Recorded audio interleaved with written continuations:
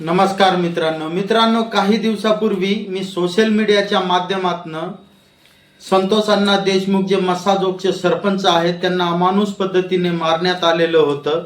त्या अनुषंगाने मी व्हिडिओच्या माध्यमातून महाराष्ट्र सरकारच्या गृह खात्याला प्रश्न विचारले होते की मसाजोगचे सरपंच संतोष अण्णा देशमुख यांना इतक्या अमानुष पद्धतीने मारण्यात आलं होतं। इतक्या अमानुष पद्धतीने मारण्यात आलं असून देखील अद्यापही तुम्हाला एक आरोपी सापडत का नाहीये? संपूर्ण महाराष्ट्र हळहळला।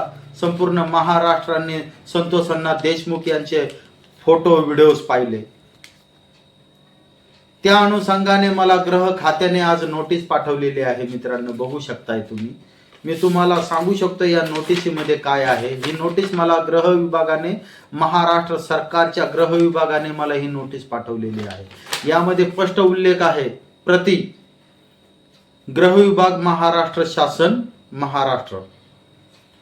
विषय, सोशल मीडियाच्या माध्यमातून तुम्ही गृह विभागावर केलेल्या आरोपाच्या स्पष्टीकरणार्थ ही मला नोटीस आलेली आहे। मित्रांनो, मी जर माझ्या व्हिडिओच्या माध्यमातून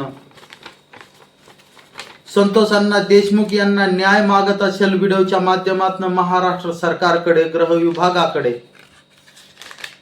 मी माझ्या सोशल मीडियाच्या माध्यमातून सोमनाथ सूर्यवंशी यांना जर तुम्ही अमानुष पद्धतीने पोलीस कोठडीत मारलं आणि त्यांचा जीव गेला, जर व्हिडिओच्या माध्यमातून मी न्याय मागत असेल गृह विभागाला, महाराष्ट्र सरकारला, वैष्णवी हगवणे असेल, या अमानुष आपल्या बहिणीला हुंड्याच्या बळीपोटी खूप अमानुष पद्धतीने मारलं, तिचा जीव गमवावा लागला, मी व्हिडिओच्या माध्यमातून गृह विभागाला किंवा महाराष्ट्र सरकारला न्याय मागत असेल, तर यात माझी चूक काय आहे? मित्रांनो, जर अशाच न्यायाचे व्हिडिओ जर मी महाराष्ट्र सरकारला बनवून जर प्रश्न विचारत असेल, गृह विभागाला प्रश्न विचारत असेल आणि त्या मोबदल्यात जर मला ही नोटीस मिळत असेल, तर मी असल्या नोटिशीला उत्तर देण्यासाठी समर्थ आहे।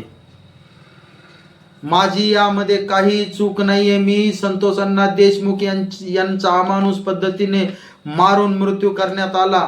संपूर्ण महाराष्ट्र हळहळला, संपूर्ण देश हळहळला। संपूर्ण त्यांचे व्हिडिओ तुम्ही अमानुष पद्धतीने मारण्यात आलेले पाहिले असतील। मी व्हिडिओच्या माध्यमातून संतोष अण्णा देशमुख यांना न्याय मागण्यासाठी गृह विभागाला मी धाऱ्यावर धरत असेल, तर यामध्ये माझी चूक काय आहे?